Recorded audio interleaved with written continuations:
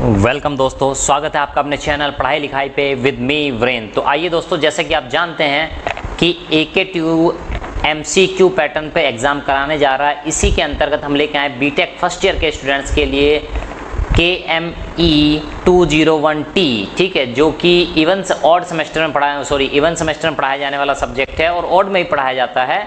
तो इसका नाम है fundamental of mechanical engineering and mechatronics. तो इसकी यूनिट नंबर 3 की बात करने वाले हैं, यूनिट नंबर 3। तो आइए दोस्तों, बिना कोई वक्त गवाए हुए क्वेश्चन शुरू करते हैं। तो पहला क्वेश्चन ये रहा आपके सामने, देखिए क्या है। द ब्रांच ऑफ साइंस, ठीक है, यानी साइंस की वो ब्रांच जिसके अंतर्गत क्या करते हैं हम, विच डील्स विद, ठीक है, किससे डील करती है, जो विच deals with the behaviour of liquid, ठीक है, लिक्विड के बिहेवियर से डील करती है, उसको क्या कहते हैं, लिक्विड्स एंड गैसेज। यानी कि विज्ञान की वह शाखा, branch of science which deals with the behaviour of liquid and gases, it is known as, क्या कहते हैं उसको। तो पहला ऑप्शन है liquid machine mechanics, number 2 gas mechanics, number 3 engineering mechanics, number 4 fluid mechanics. तो देखिए लिक्विड एंड गैसेज ये दोनों कंबाइंड रूप से फॉर्म करते हैं, जो बनता क्या है, फ्लूइड मैकेनिक्स। तो यानी जिसमें लिक्विड की और गैसेज की स्टडीज़ की जाती है, उनको कहते हैं, उस ब्रांच को कहते हैं साइंस की क्या, फ्लूइड मैकेनिक्स। तो आपको ध्यान रखना है, लिक्विड देखा, गैस देखा, और ये लिक्विड गैस में से पता चले इसी में से कोई एक लगा है, ठीक है। तो ध्यान रखना है, कंफ्यूजन नहीं होना। ऐसा भी हो सकता है कि यहाँ पे लिक्विड दिया हो, गैस वाला ना ही दिया हो, ठीक है। तो ध्यान रखना है option. Next, A substance that deforms continuously under the application of shear force is known as, यानी कि ऐसा सब्सटेंस जिस पर अगर हम एक बार फोर्स लगा लें तो उसके बाद वो लगातार डिफॉर्म होता रहेगा, उसकी शेप चेंज होती रहेगी, ठीक है, उसके मॉलिक्यूल्स अपनी पोजीशन चेंज करते रहेंगे। तो ऐसे सब्सटेंस को क्या कहा जाता है। Number 1 liquid, very good, liquid कहते हैं, ठीक है, लिक्विड में प्रॉपर्टीज होती हैं। नंबर 2 गैस, गैस में भी ये प्रॉपर्टी होती है। नंबर 3 वेपर, वेपर में भी ये प्रॉपर्टीज होती हैं। लेकिन आप समझिए, इन तीनों का मिला जुला रूप ही क्या है, वही तो है फ्लूइड। तो फ्लूइड में तो लिक्विड भी आते हैं, गैसेस भी आते हैं और वेपर्स भी आ जाती हैं। तो इसका मतलब ये है, सही ऑप्शन क्या हो जाएगा, फ्लूइड। तो देखिए क्या है, अगर यहाँ पे केवल ये 4 ऑप्शन दिए थे, इनमें से कोई एक ऑप्शन दिया होता तो वो वाला उस टाइम वहाँ पे सही हो जाता, लेकिन लिक्विड भी सही है, गैस भी सही है, वेपर भी सही है, और इन तीनों को कंबाइंड रूप से क्या कहते हैं, फ्लूइड, ठीक है। तो फ्लूइड के अंतर्गत आपका लिक्विड भी आ जाता है, गैस भी आ जाती है, वेपर्स भी आ जाती है, इसलिए ज़्यादा सही ऑप्शन क्या है यहाँ पे, फ्लूइड हो जाता है। Next question, what are the values of densities of standard fluid, यानी कि जो स्टैंडर्ड फ्लूइड होते हैं उनकी डेंसिटीज क्या होती हैं। तो दिया है लिक्विड एंड गैसेस सिक्वेंसली, यानी पहले लिक्विड के केस में स्टैंडर्ड फ्लूइड की वो बताइए आप डेंसिटी, फिर गैस की बताइए, गैस के केस में स्टैंडर्ड फ्लूइड क्या होता है। तो देखिए पहले जान लीजिए, किलोग्राम पर मीटर क्यूब में बताना है। तो देखिए क्या है, फ्लूइड की बात करें तो उसमें लिक्विड होता है, गैसेस भी होती है। कहने का मतलब है लिक्विड जो होता है उसके लिए स्टैंडर्ड फ्लूइड होता है वाटर, और गैस के लिए स्टैंडर्ड फ्लूइड क्या होता है, एयर। तो हम सभी जानते हैं। तो सीक्वेंसली इसी सीक्वेंस में बतानी है, मतलब लिक्विड के लिए जो हो जाएगा स्टैंडर्ड फ्लूइड वो वाटर होता है, जिसकी डेंसिटी होती है 1000, एंड गैसेस के लिए होती है एयर, और जिसकी डेंसिटी होती है 1, यानी 1001, 1001, ठीक है। इस सीक्वेंस में जहां भी कहीं आ रहा हो वो सही हो जाएगा। तो देखो 1000 और 1, यानी 1001, it is the right option, ठीक है। ये गलत हो जाएगा, ये भी गलत है, ये भी गलत है, बाकी सारे ऑप्शन गलत हो जाएंगे। तो ऑप्शन नंबर ए सही है आपका। नेक्स्ट देखते हैं, specific weight of water and air is Newton पर मीटर क्यूब, यानी कि आपको स्पेसिफिक वेट बताना है वाटर का और एयर का, वो भी किस केस में, आपको इसी सीक्वेंस में बताना है, न्यूटन पर मीटर क्यूब में, ठीक है। तो चलिए देखते हैं 4th वन का क्या आंसर हो जाएगा। तो सही ऑप्शन देखिए क्या हो जाएगा।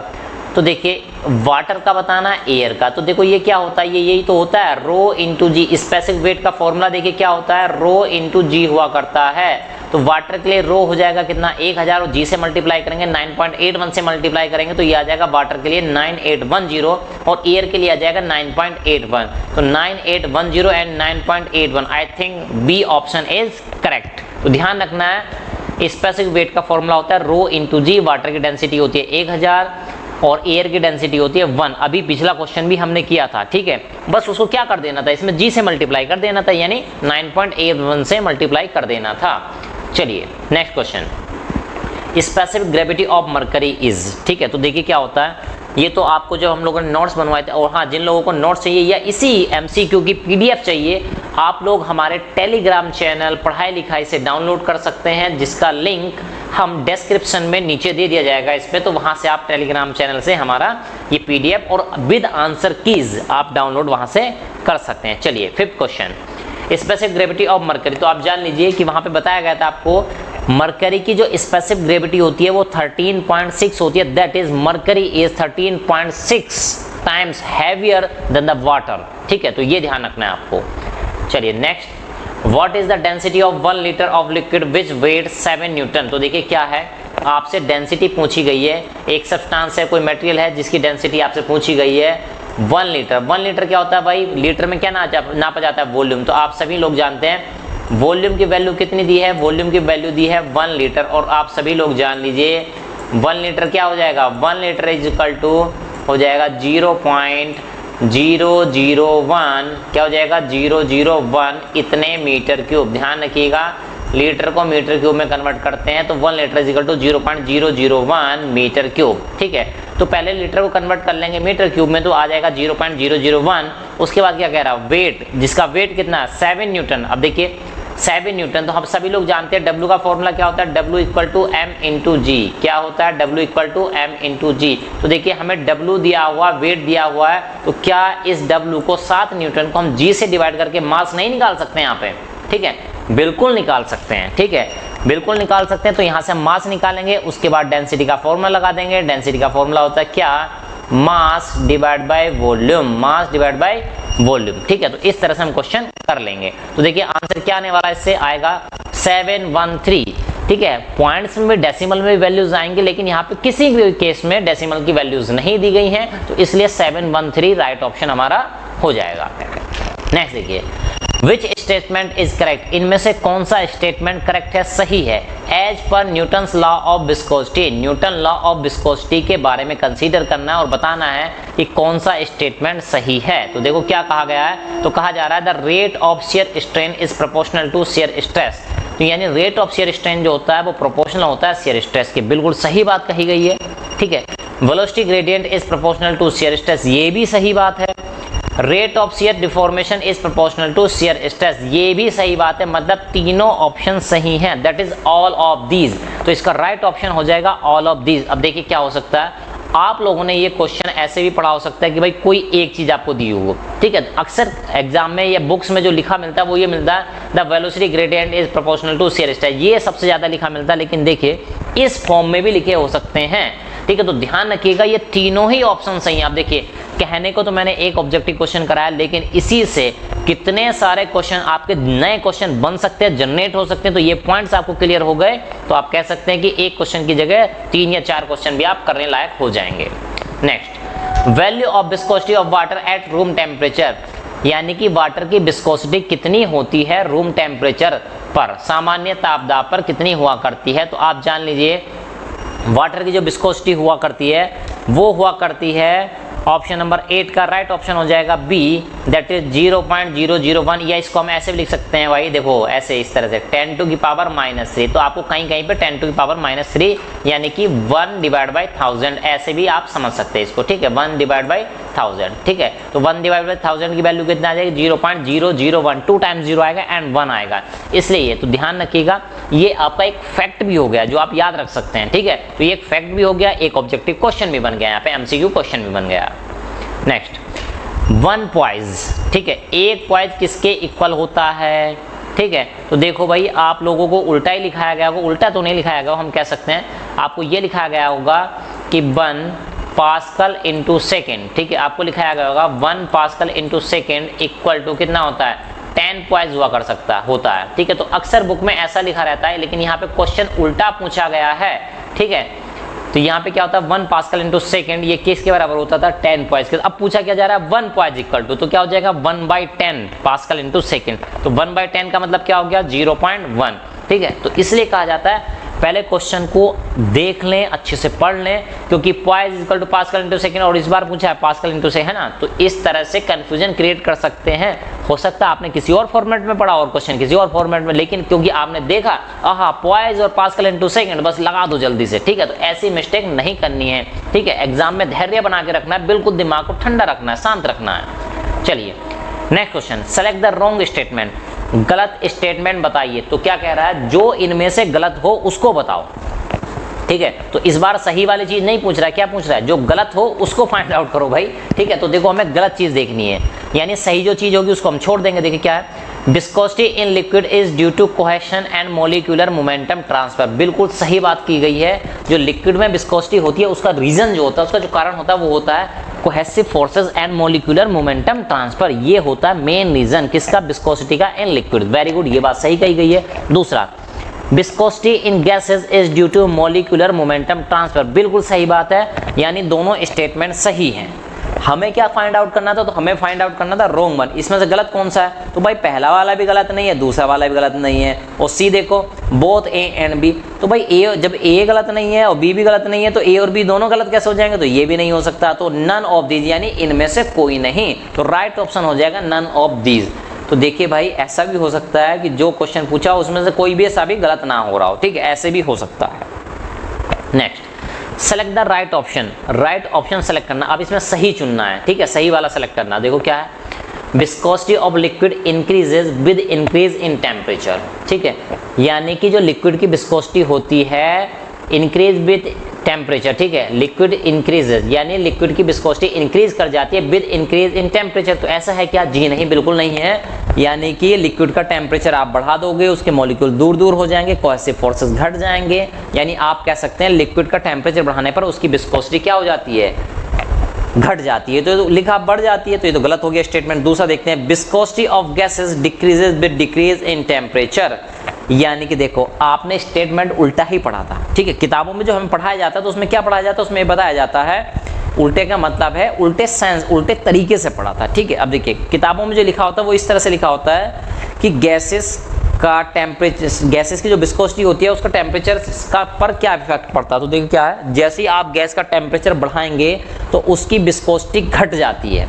टेम्परेचर बढ़ाने पर गैस की विस्कोसिटी क्या हो जाती है, टेम्परेचर बढ़ाएंगे तो विस्कोसिटी बढ़ जाएगी। ठीक है, अब देखिए, यानी सीधा सा मतलब हुआ टेम्परेचर अगर घटाएंगे तो विस्कोसिटी भी घट जाएगी। तो यही तो लिखा है। ठीक है, घटाने पर क्या हो जाता है, घट जाती है। तो ध्यान रखिएगा, गैस के केसेस में टेम्परेचर बढ़ाएंगे तो विस्कोसिटी बढ़ जाती है, क्योंकि क्या होता है, मॉलिक्यूलर मोमेंटम ट्रांसफर बढ़ जाता है। ठीक है, तो यानी कि दूसरा वाला ऑप्शन सही है। अब देखो, अक्सर आप लोग देखते होंगे कि सर तो ये वाला कराया करते थे, ए ओ सही है और बी, ज़्यादातर यही। तो तुक्का नहीं मार के आना बेटा। ठीक है, और जो आपसे तुक्का मारने के लिए कह रहा है बिल्कुल गलत चीज़ कह रहा है। पहले स्टेटमेंट को देखो, पढ़ो, समझो ध्यान से, और चारों ऑप्शन देखो सबसे पहले। ठीक है, तो ये हो जाएगा आपका 11th का सी। तो ये आपका ऑप्शन हो जाएगा 11th का सी। नेक्स्ट क्वेश्चन पे चलते हैं, चूज द राइट ऑप्शन, इनमें से सही चुनना है।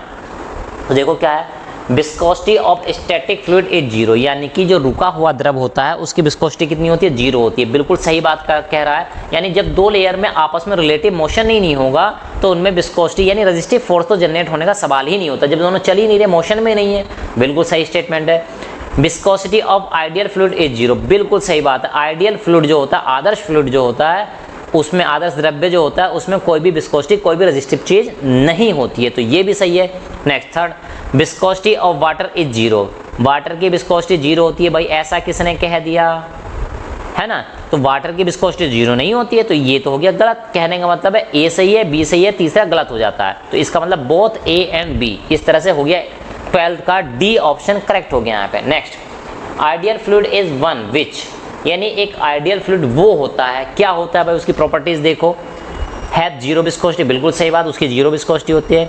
इज इनकम्प्रेसिबल, वो इनकम्प्रेसिबल भी होता है, बहुत सही बात। बोथ ए एंड बी, तो दोनों तो सही हैं ही। नन ऑफ दीज, ये गलत हो जाएगा। तो देखिए क्या है, मैंने यहाँ पे दो स्टेटमेंट दिए थे, लेकिन आपको एग्जाम में ऐसे भी दे सकता है कि आइडियल फ्लूइड इज वन। ठीक है, हो सकता है उसमें जीरो विस्कोसिटी वाला ही ऑप्शन दिया और इनमें से और कोई ऑप्शन ना दिया हो, तो तब आप देख लीजिएगा इन दोनों में से अगर कोई एक टर्म भी आपको वहां पे मिल जाता है तो आपको वही सही कर देना। अगर बाकी दूसरा टर्म नहीं मिलता है तब, दूसरा स्टेटमेंट वहां पे नहीं मिल रहा है तब। ठीक है, तो यानी क्वेश्चन को मॉडिफाइड, ऑप्शंस को मॉडिफाइड किया जा सकता है एग्जामिनर के द्वारा। Next, a fluid is said to be Newtonian fluid, एक फ्लूइड को न्यूटोनियन फ्लूइड कहा जाएगा, कब कहते हैं उसको। तो देखो कंडीशंस दिए हैं। Number 1, follow Newton's law of viscosity, जो न्यूटन लॉ ऑफ विस्कोसिटी को फॉलो करता है, बिल्कुल सही बात, ठीक है। तो आपने फॉर्मूला पढ़ा होगा tau equal to mu d u upon d y, ठीक है। तो न्यूटन लॉ ऑफ विस्कोसिटी को जो फॉलो करता है उसको कहते हैं Newtonian fluid. Very good. Have zero viscosity, गलत बात, ऐसा कहीं नहीं कहा गया है। इनकम्प्रेसिबल नहीं कहा गया, ये तो आइडियल फ्लूइड की कंडीशन हो गई, नन ऑफ दिस। तो इसका राइट ऑप्शन हो जाएगा follow Newton's law of viscosity. तो न्यूटोनियन फ्लूइड वो होता है जो न्यूटन लॉ ऑफ विस्कोसिटी को फॉलो करता है। चलिए, the formula P equal to rho g h, ये जो फॉर्मूला होता है P इजिकल टू क्या है, प्रेशर। प्रेशर का जो फॉर्मूला यूज करते हैं रो जी एच, रो जहाँ पे डेंसिटी है, जी यहाँ पे क्या है ग्रेविटेशनल एक्सेलरेशन, एच वहाँ पे क्या है हाइट है। तो यानी ये फॉर्मूले से हम जो वैल्यू निकालते हैं वो किस टाइप का प्रेशर देता है, क्या एटमॉस्फेरिक प्रेशर देता है, क्या वैक्यूम प्रेशर देता है, क्या गेज प्रेशर देता है, या नन ऑफ दीज, ठीक है। तो देखिए यहाँ पे जो प्रेशर जनरेट होता है वो उसको कहते हैं, जो मेजर इस फॉर्मूले से निकालते हैं उसको कहते हैं गेज प्रेशर। क्या कहते हैं उसको, गेज प्रेशर। अब एक बात देखिए बेटा, कुछ लोग यहाँ पे कंफ्यूज हो सकते हैं, जो शायद पहली बार हमारा वीडियो देख रहे हो, वो ये जो हमसे पढ़े हुए स्टूडेंट है वो तो कंफ्यूज नहीं होंगे। देखिए वैक्यूम की स्पेलिंग मैंने लिखी है VACUUM, तो ध्यान कर लीजिए कभी भी वैक्यूम की स्पेलिंग VACCUM नहीं हुआ करती है। तो जो लोग कभी कभी इस वैक्यूम इसको सुन के अचंभा लग रहा होगा जिन लोगों को, वो हमारे वीडियोस देख सकते हैं जाके, जिसमें हमने 6 ऐसे शब्द बताए हैं जो अक्सर आप लोग गलत लिख सकते हैं। हमारे चैनल जाके पढ़ाई लिखाई पे देख सकते हैं, ठीक है। चलिए आगे चलते हैं। 16 rate of increase of pressure in a vertical direction is equal to weight density of the fluid at the point। ये जो कहा गया है स्टेटमेंट कहा गया है, तो rate of increase of pressure यानी प्रेशर बढ़ने की जो दर होती है, रेट होता है in vertical direction, vertical direction में, वाई डायरेक्शन में, इज इक्वल टू, वो किसके इक्वल होता है, ठीक है। तो किसके ऊपर इक्वल होता है, कह रहा है डेंसिटी ऑफ द फ्लूइड के इक्वल होता है, weight density of the fluid. ये वेट डेंसिटी मतलब रो जी के, तो देखो ये हो गया रो जी, ठीक है। Rate of increase of pressure, ठीक है। तो rate of increase of pressure ये लोग कर देते हैं, ये रहा प्रेशर, ठीक है। Rate of increase of pressure यानी dP divide by vertical direction में, तो इसको कर देते हैं dz। तो देखो भाई ऐसा देखा था क्या, dP डिवाइड बाई dz बराबर रो जी एस। तो आप ऐसे भी तो कह सकते हैं dd हटा दें जरा 1 मिनट के लिए, देखो अब समझ में आएगा आपको, है ना। P बराबर रो जी और z को लिख दिया h, है ना, समझ में आ रहा है कुछ फॉर्मूला। तो ये कौन सा लॉ है, ये जानना चाह रहा है कि ये कौन सा नियम है, कौन सा लॉ है, ठीक है। तो अब आप समझ चुके हैं कौन सा लॉ है, तो ये है आपका हाइड्रोस्टैटिक लॉ। कौन सा लॉ है, हाइड्रोस्टैटिक लॉ। जैसे 16 का हो जाएगा option number C. Next question, A1V1 equal to A2V2, this equation is continuity equation for, ये कंटिन्यूटी इक्वेशन है मगर किसके लिए, ठीक है। तो हमने ये भी पढ़ा था रो1 A1 V1 बराबर रो2 A2 V2, ये भी कंटिन्यूटी इक्वेशन पढ़ी थी, लेकिन ये कंटिन्यूटी इक्वेशन है तो मगर किसके लिए है, तो ये जानना चाह रहा है। तो देखिए क्या है, कंप्रेसिबल फ्लो। तो देखो भाई डेंसिटी कट गई है, निकाल दिए यहाँ से, क्रॉस हो गई, एक दूसरे से कैंसिल आउट हो गई, इसका मतलब डेंसिटी कांस्टेंट थी तभी तो क्रॉस होगी। तो भाई कंप्रेसिबल है कि नहीं है, तो भाई डेंसिटी कांस्टेंट थी तो कंप्रेस कैसे कर लोगे उसको, है ना, वो तो इनकम्प्रेसिबल हो गया। तो यानी इनकम्प्रेसिबल तो है। चलो आगे चलते हैं। कंप्रेसिबल एंड स्टडी, तो भाई कंप्रेसिबल तो है नहीं, इनकम्प्रेसिबल है। तो देखो क्या है, incompressible and study, yes that is the right option. यानी कहीं भी आपने देखा डेंसिटी नहीं है मतलब इनकम्प्रेसिबल है, तो भाई पता चले बी लगा के चले आओ। तो इसलिए कहा जा रहा है आपसे बेटा सारे ऑप्शन पहले पढ़िएगा जरूर, ठीक है। तो आप जान लीजिए ये जो कंटिन्यूटी इक्वेशन है वो होती है किसके लिए, वो होती है आपकी इनकम्प्रेसिबल एंड स्टडी फ्लो के लिए। स्टडी फ्लो का मतलब कोई भी बीच में एक्यूमुलेशन वहां पे नहीं होने वाला है। चलिए next 18, continuity equation is based on, ठीक है। तो ये जो कंटिन्यूटी इक्वेशन अभी हमने पढ़ी थी ये किस पे बेस्ड है, किस प्रिंसिपल पे बेस्ड है। Number 1 conservation of mass, number 2 conservation of energy, number 3 conservation of दो बार लिख दिया कंजर्वेशन ऑफ, है ना, कंजर्वेशन, ठीक है। तो इसको एक पुकार दीजिए कंजर्वेशन ऑफ प्रेशर, ठीक है। Next none of this. तो ध्यान लीजिए कंटिन्यूटी इक्वेशन जो होती है आपने देखा था A1 B1 और यहाँ पे क्या मल्टीप्लाई होता था रो। तो देखो जरा फॉर्मूला देखो क्या है, रो डेंसिटी हो गया एरिया इनटू वॉल्यूम, ठीक है। तो ये क्या हो गया, ये हो गया आपका वॉल्यूम फ्लो रेट। तो डेंसिटी इनटू वॉल्यूम, ठीक है। ये तो डेंसिटी क्या बनाता है, ये तो मास बना रहा है, तो मास से रिलेट कर रहा है कहीं ना कहीं, तो इसको कहेंगे कंजर्वेशन ऑफ मास। तो ध्यान कर लीजिए कंटिन्यूटी इक्वेशन जो होती है वो कंजर ऑफ मास पे बेस्ड होती है। बहुत ही इंपॉर्टेंट क्वेश्चन है, अक्सर एग्जाम में ऑब्जेक्टिव MCQ में आता है। Next Bernoulli equation is for, Bernoulli equation अब किस पे बेस्ड है, क्या क्या कंडीशन लगाई जाती है, देखो क्या है, आइडियल फ्लूइड होता है, सॉरी आइडियल फ्लो होता है, स्टडी फ्लो होता है, सही बात, आइडियल भी होता है, स्टडी भी होता है, इरोटेशनल भी होता है, इनकम्प्रेसिबल भी होता है, बिल्कुल सही बात। तो भाई ये भी है, ये भी है, ये भी, तो क्या हो जाएगा ऑल ऑफ अबव। तो ये हो जाएगा आपका राइट ऑप्शन इज डी। ठीक है, 19 का डी ऑप्शन सही हो जाएगा। चलिए नेक्स्ट देखते हैं, Bernoulli's equation is based on. अब देखो पहले पूछा था continuity equation is based on, तो continuity equation mass conservation of mass पे बेस्ड थी, जबकि बर्नौली इक्वेशन जो होती है वो कंजर्वेशन ऑफ एनर्जी पे बेस्ड होती है। तो ध्यान रखना है दोनों में थोड़ा थोड़ा सा अंतर है। ठीक है, तो ये हो जाएगा conservation of energy, that is 20 का B. Next, match the following, इनको मैच कराना है। तो देखो क्या है, बेंचुरीमीटर दिया है, डिस्चार्ज के आगे कुछ कंडीशन लिखी है। ऑरिफिस मीटर डिस्चार्ज को मेजर करता है, ये भी वेरी गुड, इसके आगे कोई कंडीशन नहीं लिखी है। Pitot tube velocity of flow, तो देखिए जान लीजिए बेंचुरीमीटर होता है कि ओरिफिस होता है, दोनों के दोनों डिस्चार्ज को मेजर करते हैं, लेकिन बेंचुरीमीटर का जो CD यानी कोफिशिएंट ऑफ डिस्चार्ज होता है लगभग होता है 0.98। तो इसलिए उसने स्पेसिफाई किया, अंतर करके दिया है। तो A का हो जाएगा 1, B का हो जाएगा 2 एंड हेयर पिटोट ट्यूब का हो जाएगा वेलोसिटी। तो पिटोट ट्यूब वेलोसिटी मेजरमेंट के काम आती है। ठीक है, वेलोसिटी ऑफ फ्लो मेजर के करने के काम आती है।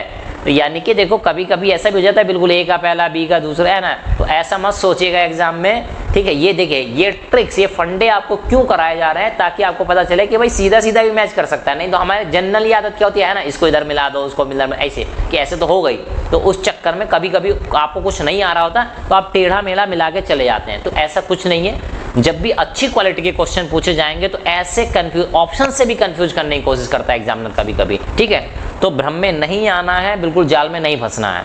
आगे, a machine which converts hydraulic energy into mechanical energy and vice versa is called, यानी ऐसी मशीन जो हाइड्रोलिक एनर्जी को मैकेनिकल एनर्जी में कन्वर्ट कर देती है, एंड वाइस वर्सा का मतलब है और उल्टा भी करती है, इसका मतलब मैकेनिकल को हाइड्रोलिक में भी कन्वर्ट कर देती है। यानी ऐसी मशीन जो हाइड्रोलिक को मैकेनिकल में कर दे या मैकेनिकल को हाइड्रोलिक में भी कर दे, ऐसी मशीन को क्या कहते हैं। तो ऑप्शन देखते हैं, hydraulic machine very good, hydraulic machine होती है very good, hydraulic pump, hydraulic turbine, all of this. तो देखो बेटा एक बात ध्यान कर लीजिए, हाइड्रोलिक जो पंप होता है वो मैकेनिकल एनर्जी को हाइड्रोलिक में कन्वर्ट करता है, लेकिन हाइड्रोलिक को मैकेनिकल में नहीं कन्वर्ट कर पाता। ठीक है, तो ये ऑप्शन गलत हो जाएगा। हाइड्रोलिक टरबाइन, तो हाइड्रोलिक टरबाइन वो होती है जो क्या करती है, वाटर पावर को या हाइड्रोलिक एनर्जी को मैकेनिकल एनर्जी में कन्वर्ट कर पाती है, यानी कि मैकेनिकल को हाइड्रोलिक में नहीं कर पाएगी, इसका उल्टा नहीं कर पाती है। तो यानी राइट ऑप्शन हो जाएगा हाइड्रोलिक मशीन। तो ऐसी मशीनें जो दोनों काम कर सकती है, तो यानी कह सकते हैं हाइड्रोलिक मशीन के अंतर्गत ही हाइड्रोलिक पंप भी आता है, हाइड्रोलिक टरबाइन भी आता है। ठीक है, तो हाइड्रोलिक मशीन का जो एक काम होता है, एक फंक्शन वो पंप करता है, एक दूसरा फंक्शन कौन करता है, टरबाइन करती है। तो इसलिए राइट ऑप्शन हो जाएगा option number A, that is hydraulic machine. चलिए नेक्स्ट क्वेश्चन, अब देखिए यही तो वो क्वेश्चन है जो कंफ्यूजन क्रिएट करने की कोशिश करते हैं, और छोटा छोटा डिफरेंस हम बताने की कोशिश कर रहे हैं आपको। ठीक, तो देखो हाइड्रोलिक मशीन वो होती थी जो हाइड्रोलिक एनर्जी को मैकेनिकल में कर दे, मैकेनिकल को हाइड्रोलिक में कर दे, तब वो कहलाएंगे। अब देखो अब क्या पूछा गया, a machine which converts hydraulic energy into mechanical energy, यानी केवल आधा फंक्शन, एक ही फंक्शन कराने के पूछा जा रहा है। तो हाइड्रोलिक एनर्जी यानी वाटर की एनर्जी को, पानी की एनर्जी को जो कन्वर्ट कर दे मैकेनिकल एनर्जी में, तो उसको कहते हैं हम टरबाइन। अब देखते हैं टरबाइन कहाँ पे है, तो ये है आपका hydraulic turbine, option number C, this is the right one. 14, match the following, निम्नलिखित को मिलाइए भाई, मैच कराइए। ठीक, तो देखते हैं भाई, हाइड्रोलिक एफिशिएंसी दी है, मैकेनिकल एफिशिएंसी दी है, वॉल्यूमेट्रिक एफिशिएंसी दी है, ओवरऑल एफिशिएंसी दी है, चारों टाइप की एफिशिएंसी दी है और इनका रेशो मिलाना। तो देखो भाई सबसे आसान क्या होगा, ये दिया है ओवरऑल एफिशिएंसी, सॉरी ये दिया है volumetric efficiency, volumetric efficiency volume आया करता है। ठीक है, इतना तो जान लो। ठीक है, तो इसका हो जाएगा volume striking the runner divide by volume supply to the turbine. तो देखो ये वॉल्यूम वाला इधर पार्ट आ गया थोड़ा सा, है ना। तो वॉल्यूमेट्रिक एफिशिएंसी में वॉल्यूम आता है, तो ये तो एक बार को जरा सा दिमाग लगाओगे तो यहाँ पे लग जाएगा। अब बाकी बचे 3। ठीक है, बाकी बचे 3। तो देखो भाई हाइड्रोलिक एफिशिएंसी का फॉर्मूला क्या होता है, तो हाइड्रोलिक एफिशिएंसी का फॉर्मूला होता है runner power to the water power. क्या होता है, runner power to the water power. तो इसका क्या हो जाएगा, 24 का हो जाएगा आपका ऑप्शन ए का 2, ये हो गया, वेरी गुड, ए का 2 लगा दिया।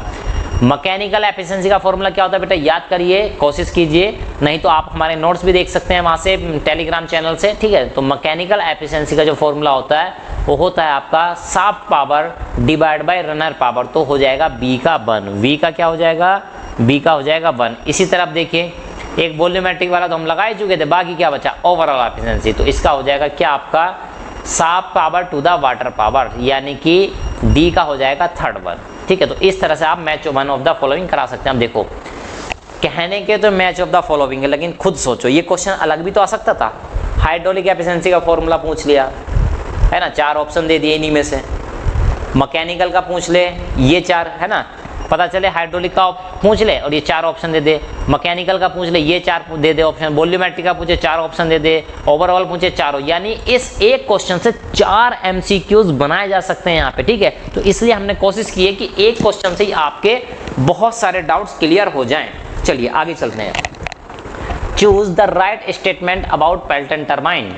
ठीक है, पेल्टन टरबाइन के बारे में क्या करना है आपको, राइट स्टेटमेंट बताना है। तो देखिए क्या होता है, पेल्टन टरबाइन हमें पता है एक इम्पल्स टरबाइन होती है। इम्पल्स टरबाइन उस टरबाइन को कहते हैं जो कि केवल और केवल काइनेटिक एनर्जी का इस्तेमाल करती है, यानी कि प्रेशर उसके दोनों साइड इनपुट पे और आउटपुट पे, इन और आउटसाइड दोनों साइड सेम रहता है। ठीक है, तो वो केवल काइनेटिक एनर्जी का इस्तेमाल करती है, इसलिए उसको कहते हैं इम्पल्स टरबाइन। बिल्कुल सही, पहला स्टेटमेंट सही है। Second one, it is tangential flow turbine, यानी पानी जो एंटर करता है, जो उसको होके गुजरता है, वो टेंजेंशियली करता है, एंटर करता है, तो ये टेंजेंशियल फ्लो टरबाइन है। बिल्कुल सही। दूसरा स्टेटमेंट भी सही है। ठीक है, आप देखो भाई पहला सही है, दूसरा सही है। नीचे दिया ऑल ऑफ दिस है ना, बोथ ए एंड बी वाला तो ऑप्शन है नहीं, तो अब आप समझ सकते हैं कि ऑल ऑफ दिस ऑप्शन सही हो जाएगा। अब जब ऑल ऑफ दिस सही हो गया तो जाहिर सी बात है तीसरा भी सही होगा, यानी कि it is used with high head, तो ये ऑप्शन भी सही है। तो अब देखो पेल्टन टरबाइन के बारे में मैंने तो तीनों स्टेटमेंट एक साथ रख दिए, लेकिन इसी से 3 क्वेश्चन भी बन सकते हैं अलग अलग। चलिए next, reaction turbine utilize. Reaction turbine किस चीज का यूटिलाइज करती है, किस चीज का उपयोग करती है, तो देखो क्या दिया है, पहला ऑप्शन दिया काइनेटिक एनर्जी का only. Reaction turbine kinetic energy का यूज करती है क्या, ओनली नहीं।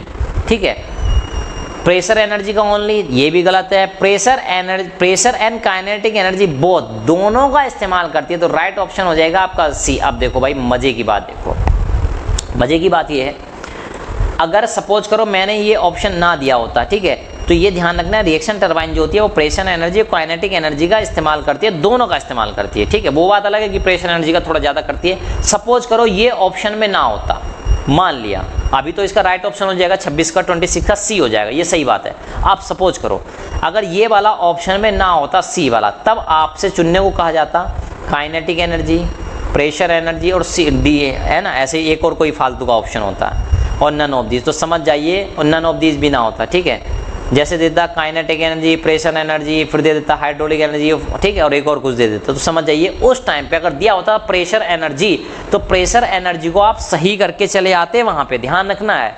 तो प्रेशर एंड काइनेटिक एनर्जी दोनों दिया है, तो वो ऑप्शन सबसे बेटर है। लेकिन अगर प्रेशर एंड काइनेटिक एनर्जी वाला ऑप्शन नहीं है, तब प्रेशर एनर्जी वाला ऑप्शन सही हो जाएगा। देखिए कभी कभी ऑप्शन में क्या होता है कि जो ऑप्शन दिए हैं उनमें से सबसे सही कौन है, ज़्यादा सुटेबल कौन सा है, ऐसा भी सेलेक्ट करना पड़ जाता है कभी कभी। ठीक है, आइए 27 क्वेश्चन इस पे चलते हैं। इसमें क्या है देखो, तो इसमें कहा गया the shapes of the bucket is, turbine के जो ब्लेड होते हैं, जो बकेट्स होते हैं, ठीक है, उनकी शेप कैसी होती है। तो देखो भाई कैसी होती है, तो हमने आपको सीधे सीधे लिखवाया था। ठीक है, फिर भी देखिए कंफ्यूज कैसे करने की कोशिश की है। देखो स्फेरिकल तो आपको ध्यान, हाँ सर ने स्फेरिकल लिखवाया था कुछ, फिर हेमिस्फेरिकल, हाँ हेमिस्फेरिकल लिखवाया था। ठीक है, थर्ड हेमिस्फेरिकल कप, बिल्कुल अब तो बिल्कुल आप श्योर हो जाएंगे कि हाँ भाई हेमिस्फेरिकल कप लिखवाया था, लेकिन थोड़ा वेट कीजिए, देखिए last option double hemispherical cup, तो ये सही हो जाएगा बेटा, सबसे ज़्यादा सही ये हो जाएगा, कौन सा, डी ऑप्शन। तो ध्यान रखना जो सही शेप होती है इसकी वो होती है डबल हेमिस्फेरिकल कप, ये बिल्कुल सही ऑप्शन हो जाएगा। अब देखिए मैच द फॉलोइंग, ठीक है, इनको भी मैच कराना। देखो to prevent splashing and accidents, यानी कि पानी की स्प्लैशिंग कहते हैं जो छींटे उड़ जाते हैं, इधर उधर तीतर बितर हो जाता है, फैल जाता है पानी जैसे सब में, तो उसको कहते हैं स्प्लैशिंग। तो यानी स्प्लैशिंग को रोकने के लिए, एक्सीडेंट्स को रोकने के लिए, प्रिवेंट करने के लिए किस चीज़ का इस्तेमाल करते हैं, तो इसके लिए हम इस्तेमाल करते हैं, देखिए किसका, केसिंग का। किसका इस्तेमाल करते हैं, केसिंग का। To stop runner in a short time, बहुत कम टाइम में जब रनर को रोकना होता है तो हम अपोजिट डायरेक्शन में एक जेट लगा देते हैं, और उस जेट का नाम क्या होता है, उस जेट का नाम होता है ब्रेकिंग जेट। ठीक है, क्या होता है, ब्रेकिंग जेट। ठीक, third to control water striking the runner, water runner पे जाके ना टकराए उसके लिए क्या करते हैं हम स्पीयर का इस्तेमाल करते हैं। स्पीयर क्या होता है, जैसे हम पानी की टोटी होती है उस टोटी को ऊपर नीचे टाइट कर देते हैं, ठीक है। तो ऐसे स्पीयर को टाइट कर देते हैं तो नोजल का रास्ता बंद हो जाता है, पानी कम जाने लगता है, तो उसको कहते हैं to control the water striking the runner, spear का इस्तेमाल हम लोग करते हैं। नेक्स्ट पॉइंट, एडजस्टेबल ब्लेड, ये किस में होते हैं, तो ये होते हैं भैया कैप्लन टरबाइन। ये तो बहुत ही ज्यादा इंपॉर्टेंट क्वेश्चन है कि किस टरबाइन के ब्लेड जो होते हैं वो एडजस्टेबल ब्लेड्स होते हैं, तो ये ध्यान करना है आपको। ये कौन सी टरबाइन होती है, ये होती है हमारी कैप्लन टरबाइन, ठीक है। तो यहाँ से क्वेश्चन बहुत ज्यादा बनने के चांसेस बढ़ जाते हैं, ठीक है। तो देखो मैच ऑफ द फॉलोइंग, एक एक क्वेश्चन में 4-4 क्वेश्चन आपको कितनी सहजता से कराए जा रहे हैं, तो ध्यान रखिएगा ये एक एक पॉइंट भी आपके एग्जाम में क्वेश्चन के रूप में आपके सामने दिखाई दे सकता है, ठीक है। बहरूपिया है, समझो ये। चलिए, consider the following facts about reciprocating pump and choose the correct option. Reciprocating pump के बारे में इनमें से कौन से ऑप्शन सही हैं, कौन सा सही है, कौन से सही है, ये सेलेक्ट करना है। तो देखो पहला ऑप्शन क्या है, it is called positive displacement pump. ये पॉइंट अपने आप में वेरी वेरी वेरी इंपॉर्टेंट, ठीक है। एग्जाम में बहुत ज्यादा चांस है, 99% चांस है कि ये दिखे आपको। तो रेसिप्रोकेटिंग पंप को कहते हैं हम पॉजिटिव डिस्प्लेसमेंट पंप, ठीक है। ये तो ध्यान ही रखना है आपको। It is used to pump the liquid at high head, जब बहुत ज्यादा ऊंचाई पर, बहुत ज्यादा हेड पर आपको पानी को पंप करना हो तो आप रेसिप्रोकेटिंग पंप का इस्तेमाल करते हैं, बिल्कुल सही बात है। तो ध्यान कर लीजिएगा, ज्यादा अमाउंट में पानी यानी ज्यादा डिस्चार्ज को सप्लाई करना है, लेकिन लोअर हेड पे, कम ऊंचाई पे लेके जाना है पानी को, तो आप रेसिप्रोकेटिंग पंप का इस्तेमाल नहीं करेंगे, सेंट्रीफ्यूगल पंप का इस्तेमाल करेंगे। लेकिन हाई हेड पे बहुत ज्यादा ऊंचाई पे पानी चढ़ाना है, ऊपर तक लेके जाना है, लेकिन कम पानी लेके जाना है, अमाउंट पानी का कम रहे, तो उस टाइम यूज करते हैं रेसिप्रोकेटिंग पंप। तो ये पॉइंट्स, ये जो पॉइंट्स बोला जा रहा है ये बहुत ज्यादा हेल्प करेगा कई सारे मल्टीपल चॉइस क्वेश्चन को सॉल्व करने की कोशिश कर देगा ये पॉइंट, ठीक है। तो इतना ज्यादा इंपॉर्टेंट है। नेक्स्ट, अब देखो भाई, जब पहला सही हो गया, दूसरा सही हो गया, खुद देख लो, बोथ वाला तो है नहीं है ना, ए और बी हो, तो यहाँ पे क्या ऑल ऑफ द अबव सही हो जाएगा। अब देखिए, discharge is low as compare to centrifugal pump, ठीक है। तो यानी सेंट्रीफ्यूगल के पंप के कंपैरिजन में डिस्चार्ज इसका कम हुआ करता है, तो बिल्कुल सही बात है। सेंट्रीफ्यूगल पंप डिस्चार्ज ज़्यादा देता है, पानी का अमाउंट ज़्यादा देता है, जबकि हेड ज़्यादा ऊंचाई पे पानी नहीं पहुंचा पाता है। तो देखिए यहाँ से जितने भी स्टेटमेंट कलेक्ट हो रहे हैं ये अपने आप में एक एक मल्टीपल चॉइस क्वेश्चन बन सकते हैं। Next point 30, consider the following facts about centrifugal pump. Centrifugal pump के बारे में आप फैक्ट कंसीडर करो and choose the right answer. Right answer यहाँ पे सेलेक्ट करना है आपको। तो देखो क्या है भाई इसमें, it converts mechanical energy into hydraulic energy, ठीक है, बिल्कुल सही बात है।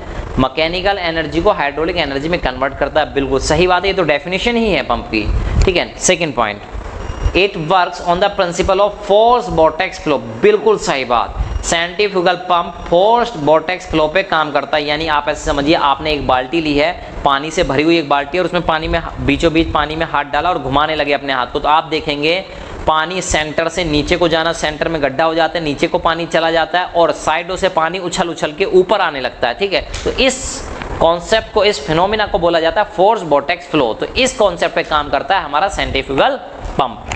चलिए next, the rotating part is called impeller, बिल्कुल सही बात है भाई। जब पहला सही है दूसरा सही है तो बोथ वाला ऑप्शन तो है नहीं, तो इसलिए हो जाएगा ऑल ऑफ द अबव, ठीक है। और ये देखिए D, it consist of backward curve when, तो ध्यान रखना है बैकवर्ड कर्व वेन होते हैं, मतलब ऐसे अगर ये है तो इस पे जो वेन्स बने होते हैं ऐसे ऐसे, ठीक है, ऐसे बने होते हैं, यानी पीछे की तरफ को मुड़े होते हैं ऐसे, है ना, इस तरह से, ठीक है, इस तरह से ये ब्लेड जो होते हैं ऐसे होते हैं, ठीक है। और ये ऐसे रोटेट करता है इधर, तो पानी इस साइड टकराता है, पीछे की साइड टकराता है ऐसे, ठीक है। इस कॉनकेव साइड नहीं टकराता है, कॉन्वेक्स साइड टकराता है, तो इसलिए इसको कहा जाता है, जो ब्लेड्स होते हैं वो कैसे होते हैं, बैकवर्ड कर्व वेन्स होते हैं, ब्लेड्स ऐसे हुआ करते हैं, तो इसलिए हो जाएगा right option E, that is all of the above.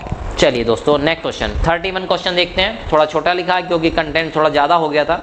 चलिए दोस्तों, it is store energy of liquid in the form of pressure energy, ये क्या चीज़ होती है जो लिक्विड की एनर्जी को प्रेशर एनर्जी की फॉर्म में इकट्ठा करती है, कलेक्ट करके रखती है। तो भाई इकट्ठा और क्या है, एक्यूमुलेटर। क्या होता है एक्यूमुलेटर, एक्यूमुलेशन का मतलब ही होता है कि इकट्ठा करना, एनर्जी को स्टोर करना, ठीक है। तो ये हो जाएगा राइट ऑप्शन, हो जाएगा हाइड्रोलिक एक्यूमुलेटर। दूसरा ऑप्शन देखिए, use for carrying passenger goods from one floor to another floor, एक फ्लोर से, एक तल से दूसरे तल तक ले जाने के लिए, तो ये तो लिफ्ट का काम होता है भाई, कहीं लिफ्ट दिखाई दे रही, देखो ये रही लिफ्ट, तो hydraulic lift. Next, converts mechanical energy into hydraulic energy, mechanical energy को हाइड्रोलिक एनर्जी में कन्वर्ट करता है, तो ये हो गया हमारा पंप। ठीक है, कई बार आ चुका है ये चीज, रट गया हम लोगों को अब, है ना। Converts hydraulic energy into mechanical energy, तो ये हो गई आपकी टरबाइन, तो ये भी हम पूछ चुके हैं। चलिए, the dynamic viscosity of liquid is 1.2 into 10 to power -4 newton second per metre square, whereas the density, यानी कहने का मतलब है लिक्विड की क्या दी है आपको, विस्कोसिटी दी है। कौन सी विस्कोसिटी, डायनेमिक विस्कोसिटी और डेंसिटी दी है। तो देखो क्या होता है, काइनेमेटिक विस्कोसिटी जो होती है जिसको हम न्यू से रिप्रेजेंट करते हैं, तो काइनेमेटिक विस्कोसिटी का फॉर्मूला होता है dynamic viscosity that is mu divide by rho, यानी कि डायनेमिक विस्कोसिटी को डेंसिटी से डिवाइड कर दो तो वो आ जाती है काइनेमेटिक विस्कोसिटी। अब देखिए यहाँ क्या लिखा है 1.2, इसको डिवाइड करना रो से यानी 600 से, यानी 1.2 को डिवाइड करना 6 से, ऐसा समझ लो 12 को डिवाइड करना 6 से, तो 12 को 6 से डिवाइड करेंगे तो कितना आएगा, 12 को 6 से डिवाइड करेंगे 2 आएगा। तो आपको कैलकुलेशन करने की भी जरूरत नहीं थी, तो क्या आ गया 2। देखो 2 किस में आ रहा है, फर्स्ट डिजिट 2 किस में आ रही, तो इसमें, तो मैं तो भाई देखो ऐसे ही हिसाब लगाता, तो इसको कहते हैं, अब लोग इसको तुक्का कहते हैं, ठीक है, तुक्का नहीं है बेटा है।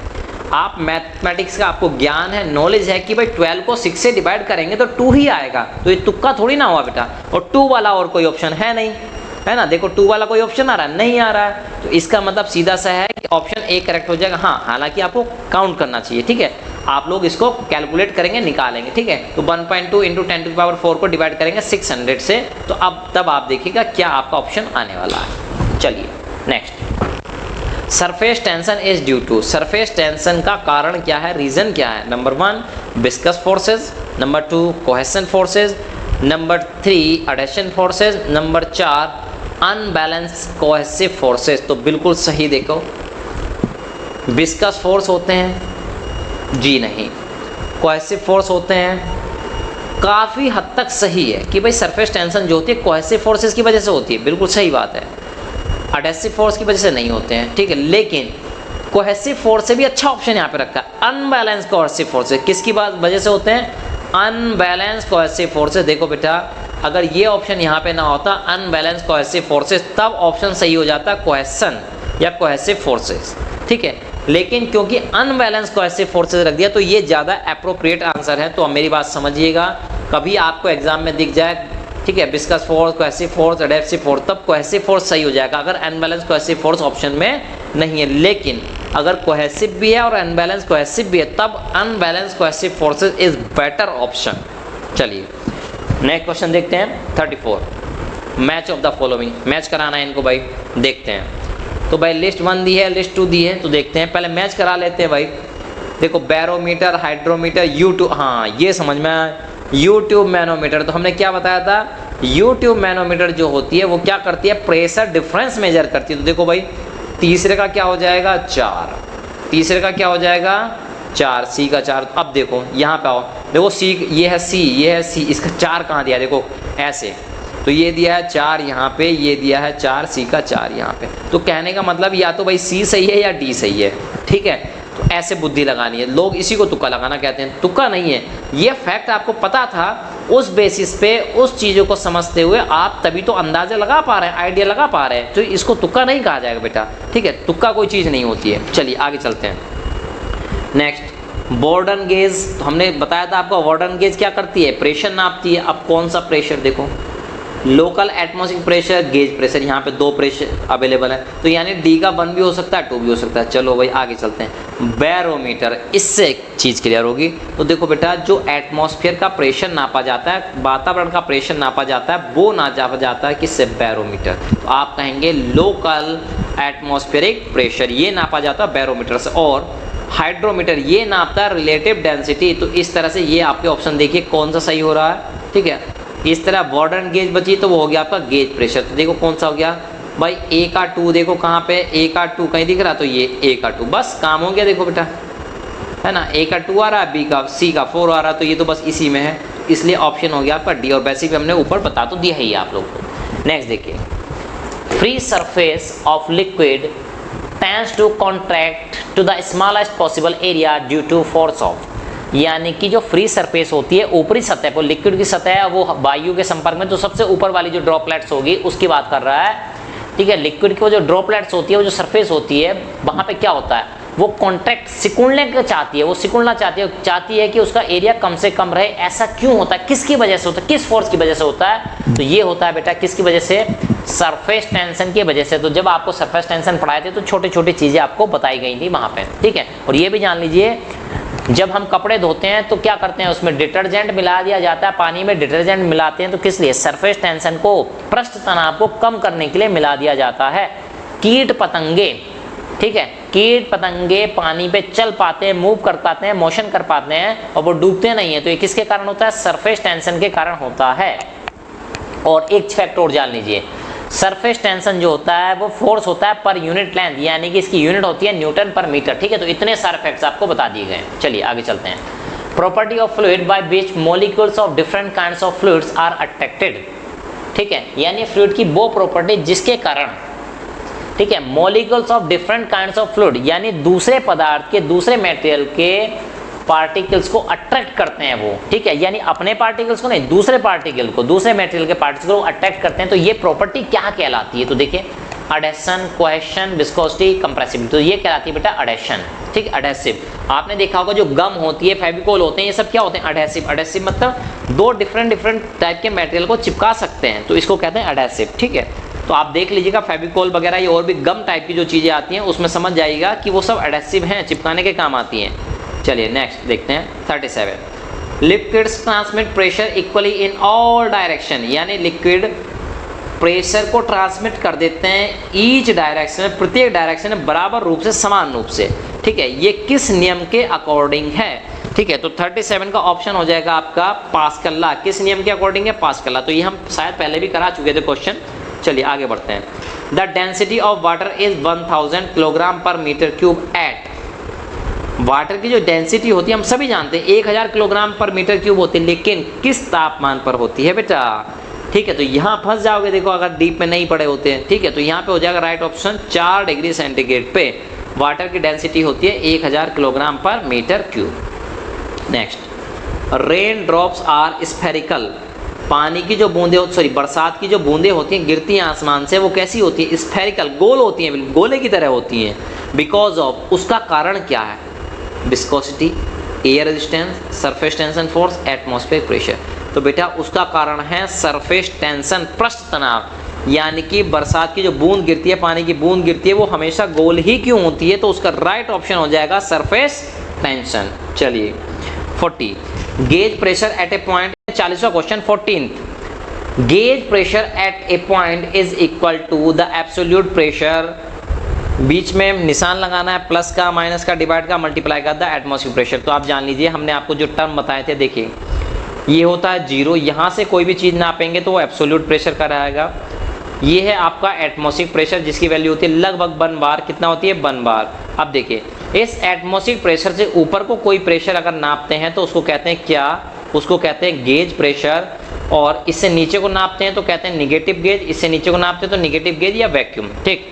अब देखिए, यहाँ से 0 से जो भी प्रेशर आप नापेंगे, सपोज करो इसी पॉइंट का प्रेशर नापना था, तो उसको क्या कहते हैं? एब्सोल्यूट। उसको क्या कहते हैं? Absolute pressure. अब आपसे क्या पूछा है, तो देखो बेटा क्या होगा, अगर मैं आपसे कहूँ गेज कितने बराबर होगा, ये गेज प्रेशर किसके बराबर हो गया? देखो ये एब्सोल्यूट है, एब्सोल्यूट में से अगर इतना निकाल दो तो यानी कि हम कह सकते हैं कि गेज प्रेशर किसके बराबर होगा?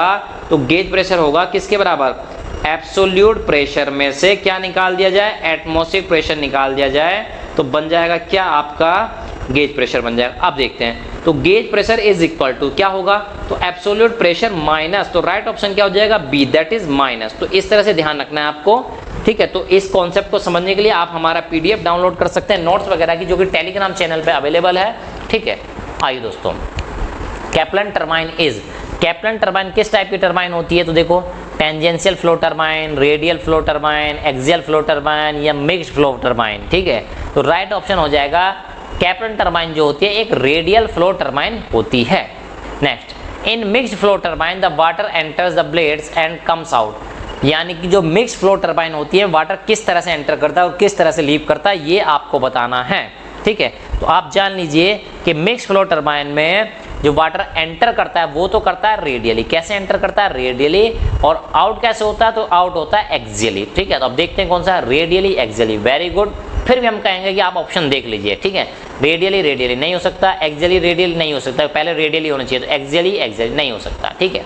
तो यही हो जाएगा आपका सही option A, that is radially in होता है, एक्सियली आउट होता है। नेक्स्ट, मैच द फॉलोइंग, निम्नलिखित को मैच कराना है आपको। देखिए क्या है, stoke is the unit of, stoke किसकी यूनिट होती है? Pressure reading below atmospheric pressure और निगेटिव गेज प्रेशर, ठीक। तो भाई निगेटिव गेज प्रेशर को क्या कहते हैं, या प्रेशर बिलो एटमॉस्फेरिक प्रेशर तो उसको क्या कहते हैं? Vacuum pressure. क्या कहते हैं? वैक्यूम प्रेशर, बिल्कुल क्लियर।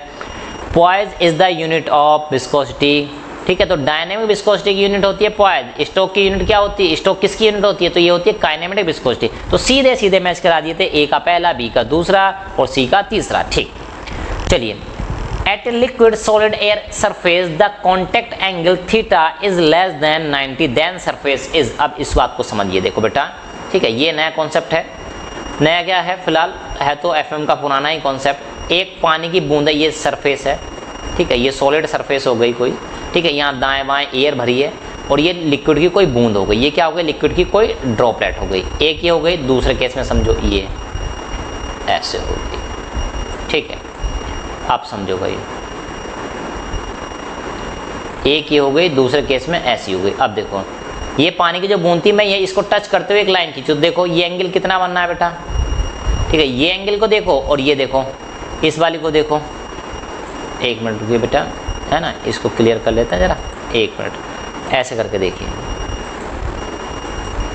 हाँ, तो एक ये हो गई और दूसरा ये देखिए, ए, इसको पेन से लेके बना देते हैं, ठीक। तो ये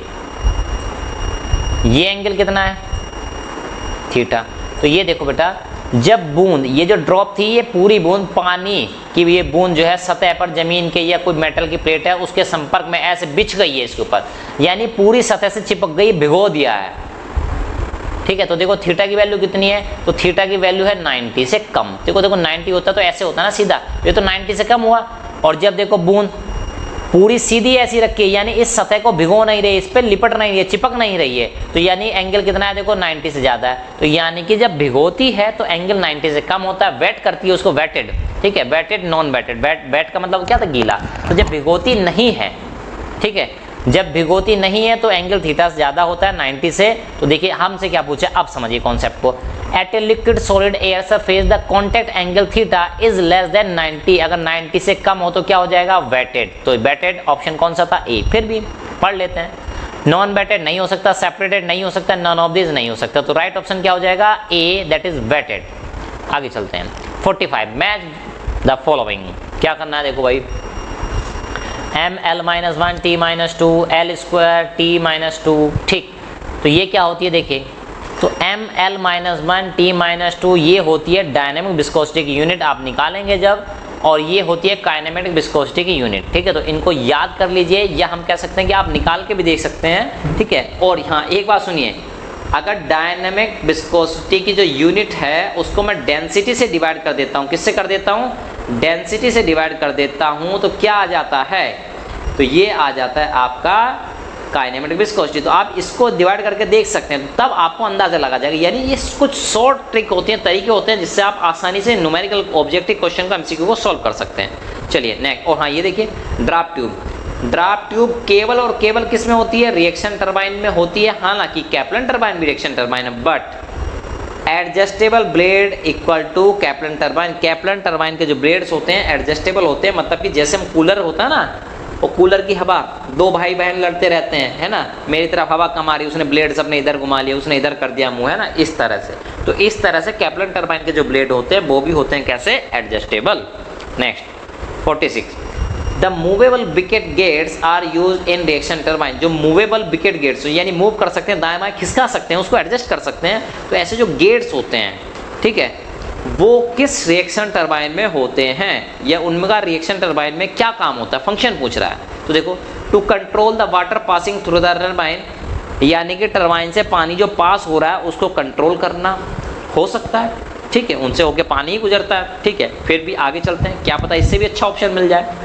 control the pressure under which turbine is working, यानी टरबाइन के अंदर जो पानी फ्लो कर रहा है उसके प्रेशर को कंट्रोल करना है। टरबाइन जिस प्रेशर पे काम करे उस प्रेशर को कंट्रोल करना। बिल्कुल सही बात है, ये भी अच्छा ऑप्शन है।